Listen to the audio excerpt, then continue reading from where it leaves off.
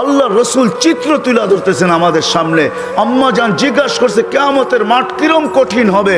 আয়েশা রাদিয়াল্লাহু তাআলা আনহা, তো আল্লাহ রসুল বলছে ইয়াউমুন আসির, বড় কঠিন হবে। আয়েশা বলে ইয়া রাসূলুল্লাহ কঠিন বলতে কি বুঝান? তো বলছে আয়েশা শোন, কান্নে আনজুরু মুসা মুতালাফফিফুন বিউমুদিল আরশ, আমি মুসা কালিমুল্লাহকে দেখতেছি আরশের খুঁটি ধরে চিৎকার দিতেছে আর বলতেছে রব্বি লা আসআলুকা লিয়াউমা উম্মি, আজকে মাকে চাই না, ওয়ালা আসআলুকা উখতি, আমার বোনকে চাই না, আসআলুকা নাফসি, তুই আমাকে বাঁচা।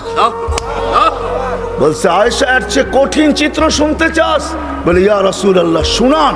বলে ওয়াজি আবি জাহান্নাম, জাহান্নামকে যখন নিয়ে আসা হবে ৭০,০০০ শিকল লাগানো হবে, প্রত্যেকটা আংটার ভিতরে ৭০,০০০ ফেরেশতা ধরবে, তারপরও জাহান্নাম সবার হাতের থেকে ছুটবে আর কিয়ামতের মাঠের দিকে দৌড়াইতে থাকবে আর হুঙ্কার দিতে থাকবে।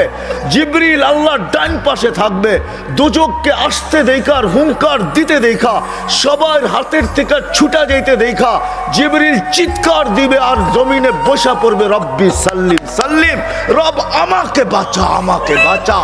ওই দিন শুধু একা আপনার নবী, তোমার নবী চিৎকার দিবে উম্মতি উম্মতি।